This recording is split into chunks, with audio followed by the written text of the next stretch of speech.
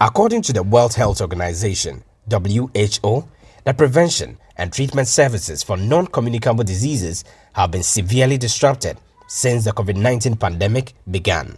The survey, which was completed by 155 countries during a 3-week period in May, confirmed that the impact is global, but that low-income countries are most affected. This situation is of significant concern because people living with non-communicable diseases are at higher risk of severe COVID-19 related illness and death. At the Citi Teaching Hospital, Cath, for instance, the management says due to the nature of COVID-19, some health workers have been assigned to the treatment and management of the condition, a situation that has affected a number of health workers caring for people with other medical conditions. It is also clear from our own figures that we had the situation where, because of COVID, we have had to do various rearrangements to be able to isolate those patients. And the impact has been such huge that we have had to actually assign specific staff to pull them from various areas of operation in the hospital to specifically deal with COVID.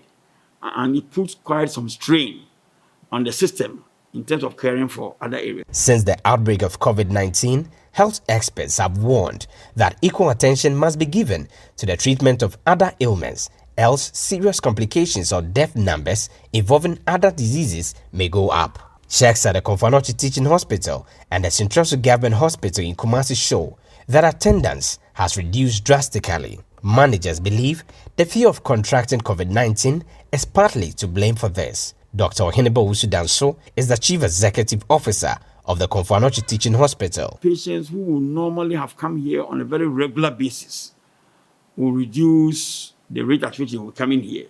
Those with chronic ailments like diabetes, hypertension, asthma, and what have you, who may be having to come here on a regular basis, that reduced. In fact, upon that realization, we decided that we needed to meet our clients in one way or the other. And that is why for Confarachi, we immediately institutionalized what we call urgent and essential care services. Because they did not want to really engage within the hospital, we set up these clinics. Telephone numbers, dedicated ones for all the clinics that we have here, were also issued out. Indeed, some residents of Kumasi corroborated this assertion. I would prefer going to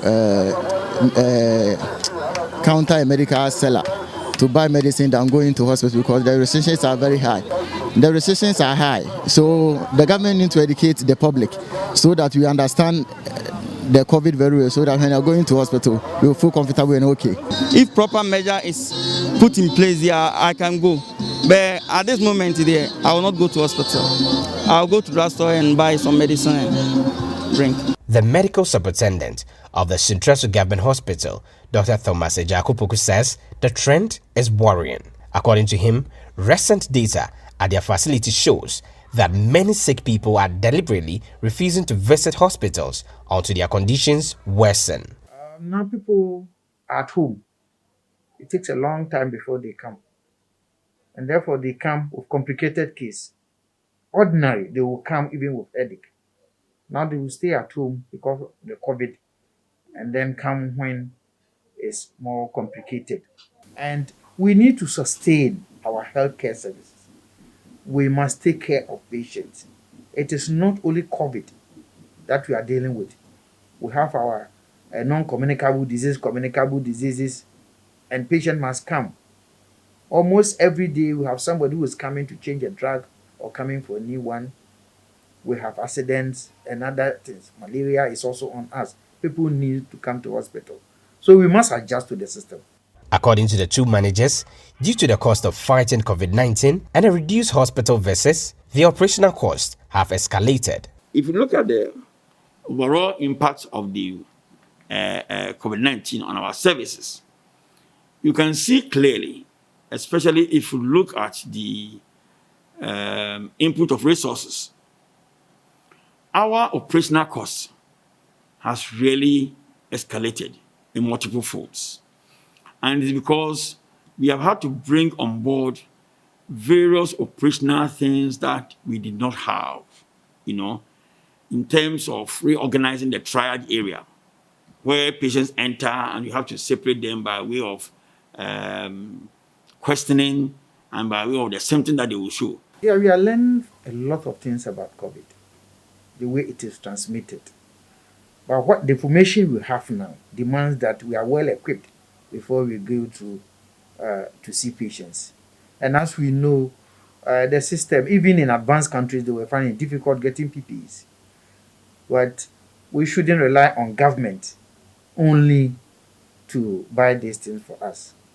So, as people have been doing, most individuals and corporate bodies been donating a lot of PPEs to the hospitals and health facilities. And we appeal to them to continue to do the same. Dr. Ejakupoku also wants government to clearly define who exactly fits the description of a frontline health worker in the COVID-19 fight to qualify for the government's incentives. If you say frontline, we are not talking about doctors and nurses alone. The cleaners are also frontline. The cleaners here at the hospital, the OPD, the records, they sit there, they ask them information before they move on. The X-ray department, all of them. If you go now to the maternity, of course, for people who are pregnant, they must be examined. They can't be treated like any that who can call on phone to say this. If the child is dead in the abdomen, the woman wouldn't know. We must tell you that this is what is happening.